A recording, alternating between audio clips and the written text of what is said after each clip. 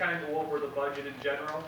I would refer to this document right now, because this is what we're going over, just a summary document. So, you know, what that document is more detailed, it gives you a little bit more information on the numbers that are presented here. So just roughly I'm going to the kind of the summary page, which starts on page 22. The narrative talks about the changes, but I'm going to try to give you a brief overview, and then as we get to the department level, they can give you more specifics. But for the general fund on page 22 and 23, this is the summary. And as you can see, our current budget right now is stating that we approximately have a $1.3 million use of fund balance, meaning expenditures over revenue. So the new projected amount is actually a positive, or revenue over expenditures of just over $1.2 million. And why that is, if you go through the columns, you'll see the differences between the current budget and projected. On the revenue side, the major increase there is in the fines and forfeitures. And we can discuss this during the police department's budget, but the police department and or court budget, but they are definitely exceeding expectations with that revenue, so definitely can increase that to the point where it is at this point in time in the projected amount. So that was approximately $1.4 million increase to our revenue.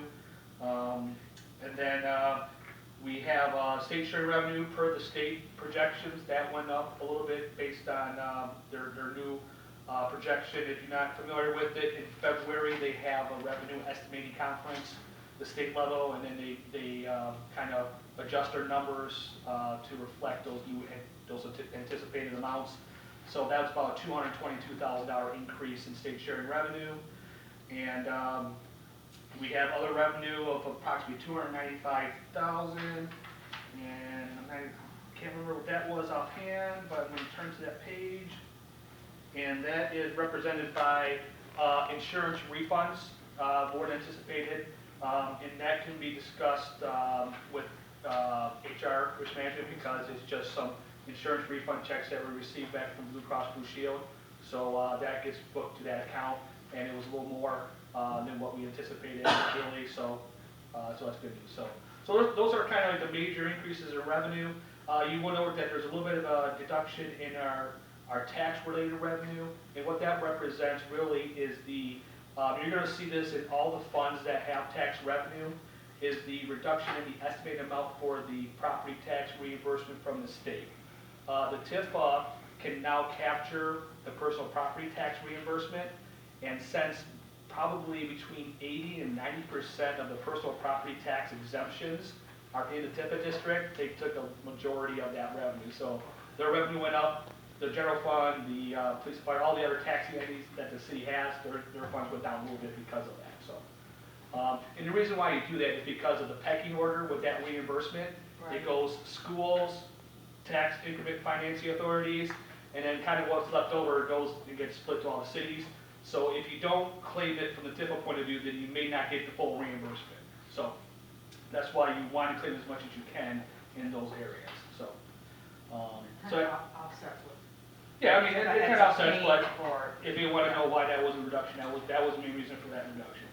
Now, on the expense side, if you go down, our total expenses went down pretty much about $423,000, and really the majority of that is in the police department, and a lot of that in the police department was related to, we can ask, you know, the police chief when he gets here, but it was in, it'll pop up to me as soon as I see it. It was in the, kind of like in the personal services, and what that represents is the original budget had a certain amount of officers budgeted, and it took a while, and I don't believe they're still at full staff, but it took a while to fulfill those positions, and with people turnovers, things like that, it resulted in some savings. You know, new hires, you know, people retiring. There's a transition there to get people in and things like that, so, you know, the budget's based on a full set of people for the full year, so if you don't have that, you in turn get some savings there. So that's what that represents in that department. And then of course in our employee fringe benefits area, is the other large decrease, and that's related to our, the pension allocation to the general fund and also retiree health care. When it was originally anticipated, our new estimates are that we're gonna have some savings there, so. And we can discuss that with risk management, HR as well when we get to their department.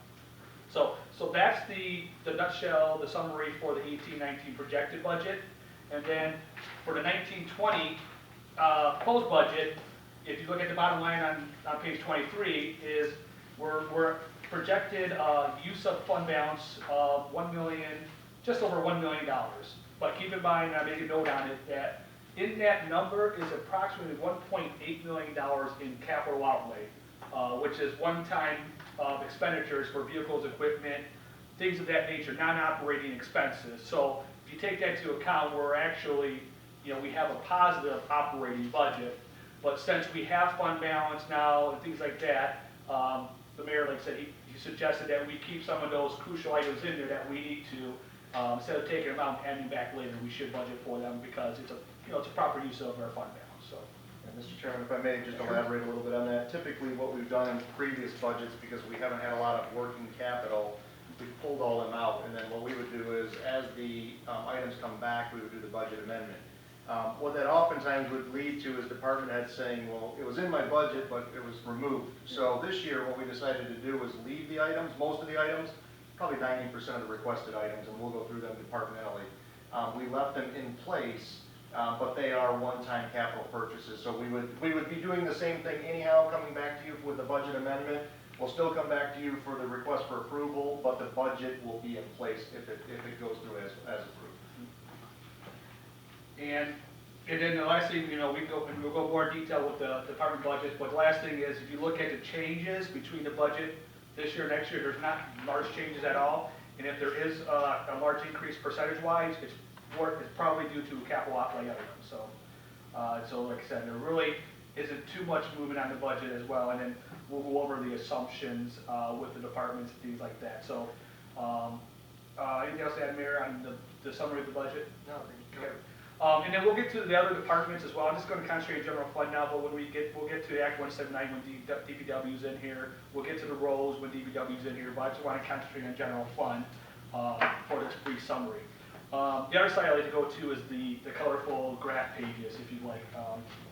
Now, so if you go to, on that same document, if you go to